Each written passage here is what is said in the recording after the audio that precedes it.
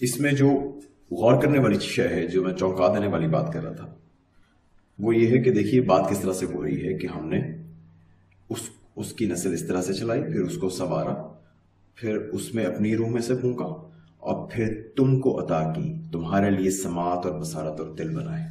یہ کیا ہوا ہے اچانک؟ ابھی بات تھرڈ پرسن نیریٹو میں ہو رہی تھی، ابھی خدا انسان کے بارے میں بات ایسے کر رہا تھا جیسے وہ ایک شے ہے کہ ہم نے اس کو یہ کیا، اس کو سنوارا، اس کو بنایا، اس کو یہ چیزیں، تاکہ اس میں اپنی روح میں سے پھونکا۔ ساتھ ہی اس کا تکلم چینج ہو گیا ہے، اب وہ ڈائریکٹلی آپ سے بات کر رہا ہے کہ پھر میں تمہیں عطا کی سماعت، تمہیں عطا کی بصارت۔ یہ بہت امپورٹنٹ آیت ہے۔ مطلب یہ روح دینے کا لمحہ وہ لمحہ ہے کہ جب انسان اچانک جاگ گیا ہے، شعوری طور پر جاگ گیا ہے، جب اب وہ اس قابل ہو گیا ہے کہ اس سے خطاب کیا جائے۔ تو یہ روح ہے جس نے انسان کو باقی تمام تر جانداروں سے ممتاز کیا ہے، اور جس نے ہمیں ہماری خود شعوری دی ہے، ہمارا شعور نفس دیا ہے، جس نے ہمیں اس قابل بنایا ہے کہ اب ہم خدا کے سامنے کھڑے ہو کر ہم کلام ہو سکتے ہیں، ہم اس سے بات چیت کر سکتے ہیں۔ اس نے ہمیں ایک تکریم بھی دی ہے، اور اس نے ہمیں وہ صلاحیت، وہ صفات بھی دی، اور یہ بہت بہت بہت بڑی امانت ہے، یہ لرزا دینے والی امانت ہے۔ اگر آپ اس انداز سے سوچیں تو ایک تو خدا کے ساتھ جو قربت اس سے محسوس ہو سکتی ہے، وہ قربت اور کسی مجاہدے میں نہیں ہے، اور اس کے ساتھ جو ایک لرزہ طاری ہوتا ہے انسان پہ کہ میرے اوپر کیا ذمہ داری ڈال دی ہوئی ہے کہ خالق کائنات، مالک کائنات، اس نے وہ اور میں ایک شے کو شیئر کر رہے ہیں جناب، خدا نے وہ چیز آپ کے اندر اپنی انرجی میں سے آپ میں ڈال دیا ہے۔ تو یہ ہے وہ جو ذکر ہے نا قرآن میں کہ ہم نے اس امانت کو زمین و آسمان، پہاڑوں کے سامنے، زمین و آسمان کے سامنے رکھا، اور سب نے لینے سے انکار کر دیا، اور انسان نے وہ امانت اٹھا لی۔ یہ ہے وہ امانت، یہ وہ ٹرسٹ ہے، وہ صفات خدا بندی، وہ روح خدا بندی کہ جس کو اب ہمیں جس کی تکمیل کرنی ہے۔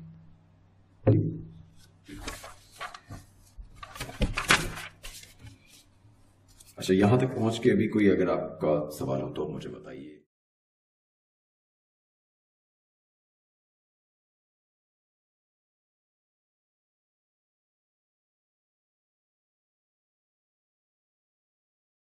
اس میں صرف اتنی بات کر دوں، کیونکہ وہ یہاں کے لیے ضروری ہے، صرف اتنی بات کر دوں کہ قرآن میں کچھ چیزیں اصولی بیان ہوتی ہیں۔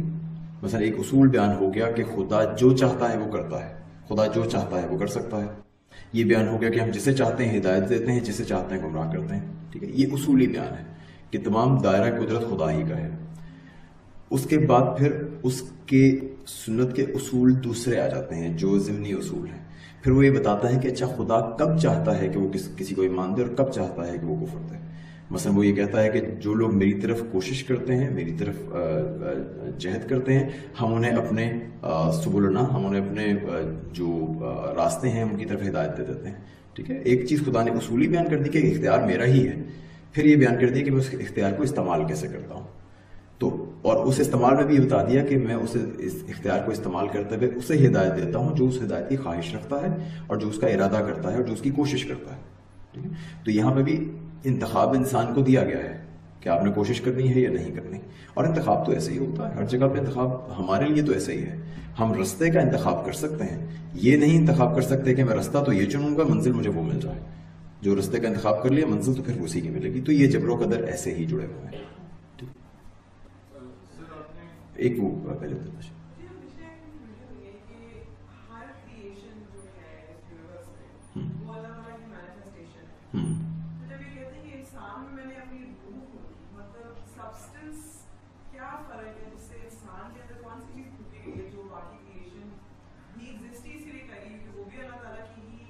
دیکھیے، ایک نے وہ شیئر نہیں کر رہا، اس کو اللہ نے تخلیق کیا ہے، وہ اللہ کی تخلیق ہے، وہ اس کی مخلوق ہے۔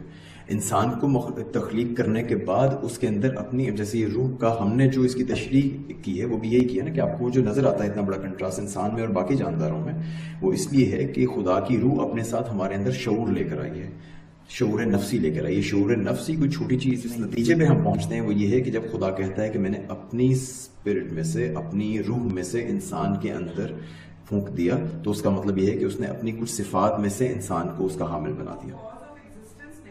نہیں، وہ کاز آف ایگزسٹنس نہیں ہے، ہاں ایگزسٹ تو انسان پہلے بھی کرتا تھا، وہ پوری آیت بھی یہی ہے نا کہ ہم نے اس کو بنا دیا، اس کو سنوار دیا، اس کو پورے طریقے سے اس کا ایک بناوٹ ہو گئی, وہ زمین میں چلتا پھرتا ہے, لائف تھی اس کے اندر.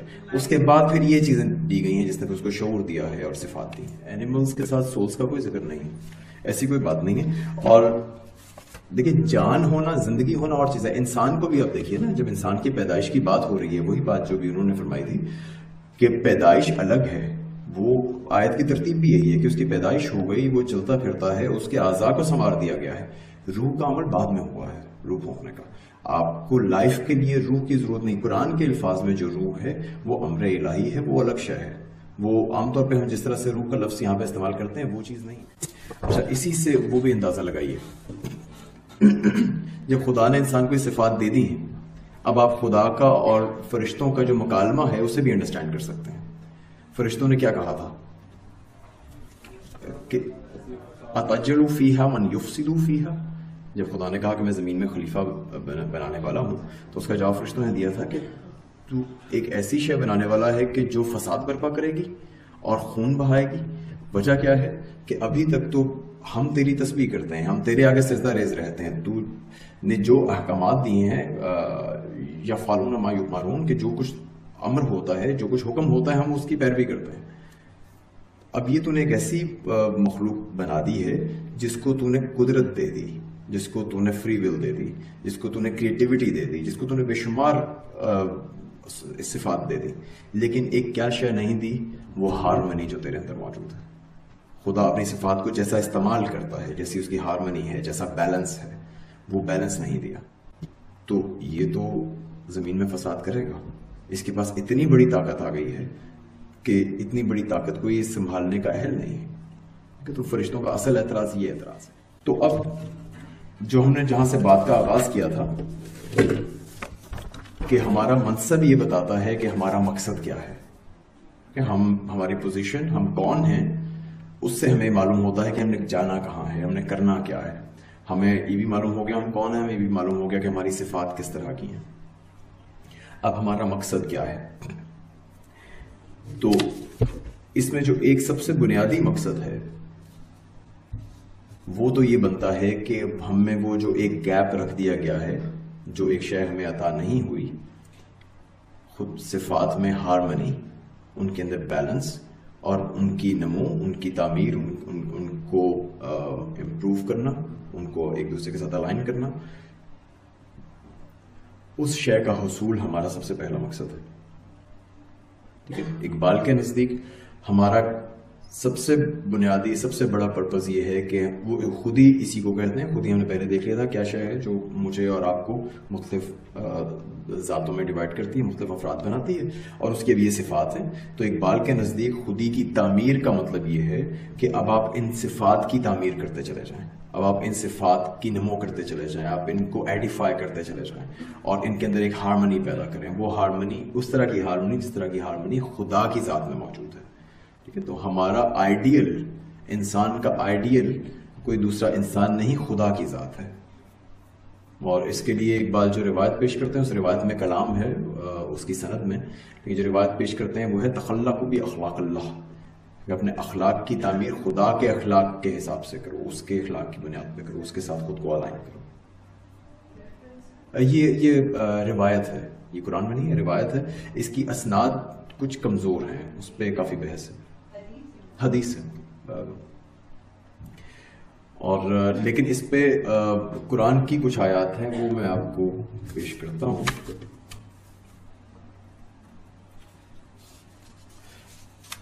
سورۃ البقرہ کی آیات ہیں جو اس روایت کو, اس کی اسناد کے کمزور ہونے کے باوجود وہ اس کی حمایت کرتی نظر آتی ہیں. فَإِنْ آمَنُوا بِمِثْلِ مَا آمَنْتُمْ بِهِ فَقَدْ اهْتَدُوا, کہ اگر یہ اس طرح سے ایمان لے آئیں, حضور اکرم صلی اللہ علیہ وسلم سے مخاطب ہو کر کہا جا رہا ہے کہ یہ لوگ اگر اس طرح سے ایمان لے آئیں جس طرح سے آپ ایمان لائے ہیں, تو یہ ہدایت پا جائیں گے, تو یہ فلاح پا جائیں گے.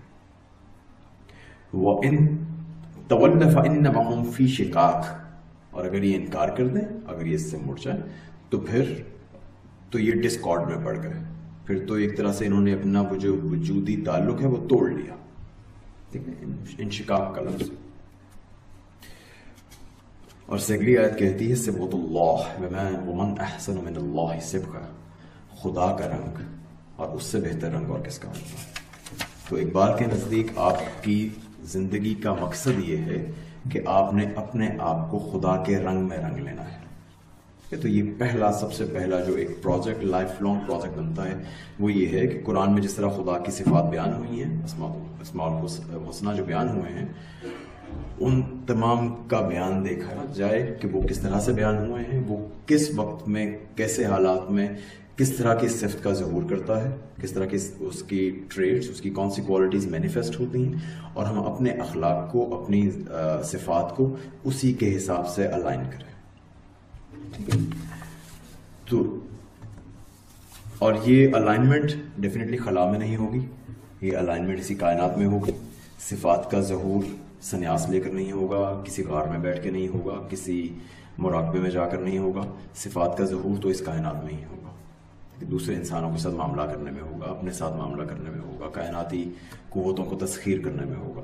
تو ان مختلف چیزوں میں جیسے اگر آپ سمدیت کا حصول یہ ہے کہ آپ دوسروں کے محتاج نہ رہیں اور دوسروں کی مدد کرنے والے بنیں، اور رحمانیت کا حصول، رحیمیت کا حصول، مطلب دائرہ بشریت میں رحیمیت کا حصول یہ ہے کہ آپ جہاں تک خیر پہنچا سکتے ہیں، جس چیز کو آپ کمپلیٹ کر سکتے ہیں، کمپلیشن کی طرف لے کر جا سکتے ہیں، اس کو آپ کمپلیشن کی طرف لے کر چلے جائیں. کہ یہ رحم کے بالکل بنیادی مطالب میں سے ہے کہ وہ شے جو ایک را چیز کو اس کی فیشنڈ اور کمپلیٹ فارم کی طرف لے کر جاتی ہے، اس کی کمپلیٹ حالت کی طرف لے کر جاتی ہے. اسی لیے جو وومب ہے اس کے لیے رحم کا لفظ استعمال ہوتا ہے، رحم مادر کا. وہ ایک سیل کو، ایک لوتھڑے کو گوشت کے ایک مکمل انسانی وجود عطا کرتی ہے، وہ اس کے اندر اس کی پوری تکمیل ہوتی ہے. تو رحم صرف نام ترس کھانے کا، مرسی کرنے کا نہیں ہے، وہ ایک پوری چیز کو فیشن کرنے کا نام ہے. اچھا جی، اور اس میں جیسے ہم نے دیکھ لیا کہ جس طرح وہ پچھلی آیت سے بھی ظاہر تھا کہ حضور اکرم صلی اللہ علیہ وسلم کی ذات، خدا ہمارا آئیڈیل ہے، اور اس آئیڈیل تک پہنچنے کے لیے جو ماڈل ہمیں دیا گیا ہے، لقد کان لکم فی رسول اللہ اسوۃ حسنہ، وہ رسول اکرم صلی اللہ علیہ وسلم کی ذات ہے. اور جتنی امتیں ہیں ان سب کے لیے اس کا ماڈل ان کے اپنے پیغمبر کے ساتھ رہے گی، جو پرانی امتیں گزری ہیں. اور ہمارے لیے وہ بالکل جب تکمیلی مراحل میں ہمارے سامنے آئی ہے، وہ حضور اکرم صلی اللہ علیہ وسلم کی ذات مبارکہ میں آئی ہے. اچھا، یہ جب انسان اپنے آپ کو اس درجے میں لے جاتا ہے، جب انسان اپنی صفات کو خدا کی صفات کے مطابق ڈھال لیتا ہے، اس میں ایک ہارمنی پیدا کر لیتا ہے، یہی خودی کی تعمیر ہے، یہی اس کی نمو ہے، تو پھر وہ توحید میں ایک قدم اور آگے چلا جاتا ہے، وہ خدا کے ساتھ ایک ہارمنی پیدا کر لیتا ہے. یہ ہے وہ پہلا لنک جو توحید کا خودی کے ساتھ ہے، کہ خودی کو جب آپ اتنا تعمیر کرتے ہیں کہ وہ طلسم رنگوں کو توڑ سکے، تو وہ اور خودی مطلق میں ایک ہم آہنگی پیدا ہو جاتی ہے، کیونکہ وہ ایک ہی اسلوب پر استوار ہوتے ہیں. انسان اپنے آپ کو خدا کے رنگ میں رنگ لیتا ہے. تو اس میں پھر یہ وہ لمحہ ہے، اس کو تقرب الہی اصل میں یہ ہے، خدا کی قربت اصل میں یہ ہے.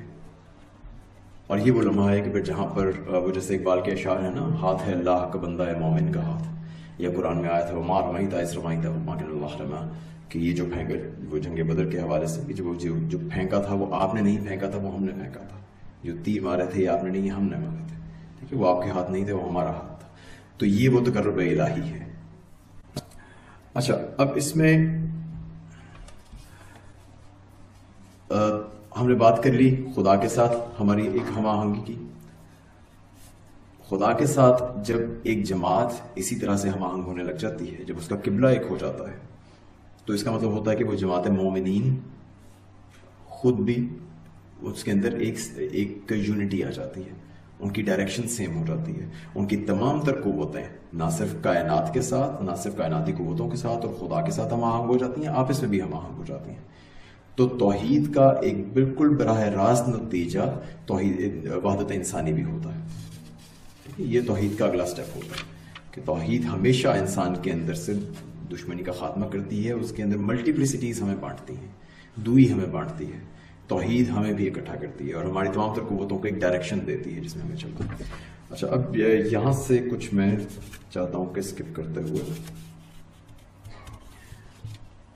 ہم براہ راست بات کر لیں گے خودی کا پھر جو مقصد ہے وہ مقصد کیا ہے اور کہاں تک پہنچنا ہے۔ اب یہاں پہ انسان اس قابل ہو جاتا ہے کہ وہ خدا کے کار ربوبیت میں اس کا معاون بن جائے۔ اقبال کے نزدیک انسان کا منصب یہ ہے کہ وہ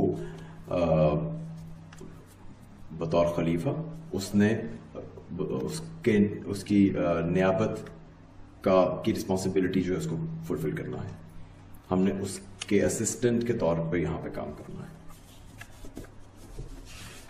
وہ ایک اور بھی آیت ہے، اس کا بھی پہلے میں ریفرنس نکال لوں۔ یا ایھا الذین آمنوا ان تنصروا اللہ ینصرکم، اگر تم خدا کی نصرت و حمایت کے لیے کچھ کرتے ہو تو خدا تمہاری نصرت کرے گا۔ تو یہ قرآن سے بھی اس کے اشارے ملتے ہیں۔ تو اقبال کے نزدیک انسان دنیا میں خدا کے نائب کے طور پر اس کی ول کو فلفل کرنے آیا ہے، اور یہ فلفلمنٹ کا اختیار اور اس کی کیپیسٹی اور اس کے لیے اسپیس اس کو خدا نے دی ہے کہ وہ اس نے آپ کو یہ ایک را مٹیریل دیا ہے، اور وہ چاہتا یہ ہے کہ آپ اس کائنات کو ایک تعمیری انداز میں ایک تکمیل کی طرف لے کے چلیں، اس کی تکوین میں شامل ہو جائیں۔ تو یہ اقبال کی جو انفیکٹ میلیورسٹ فلسفی کو اقبال انڈورس کرتے تھے، اس کا بھی حاصل یہی ہے کہ خیر و شر میں جو اصل ایک ایجنٹ ہے جس نے خیر قائم کرنا ہے اور شر کے خلاف لڑنا ہے، وہ انسان کی اپنی ذات ہے۔ خودی کا حامل ہونا اقبال کے نزدیک ہمیں اس بات کا مکلف بناتا ہے، ہمیں رسپانسبل بناتا ہے کہ ہم نے اس دنیا کی معنویت میں اضافہ کرنا ہے۔ اقبال کے نزدیک یہ تمام تر جو ارتقاء، کائناتی ارتقاء ہے جو ہمارے سامنے ہے، انسان کی خودی اس کی آخری شکل ہے۔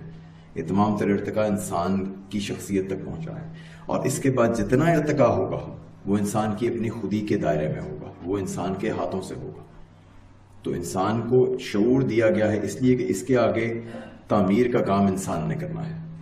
خدا تخلیق کر رہا ہے، وہ اس کائنات میں چیزوں میں اضافہ کر رہا ہے، ان کی تکوین میں اور ان کی ترتیب میں اور ان کی تعمیر میں، ان کی تکمیل میں انسان نے اس کے ساتھ شامل ہونا ہے۔ یہ اقبال کے نزدیک انسانی خودی کی ڈیسٹینی ہے۔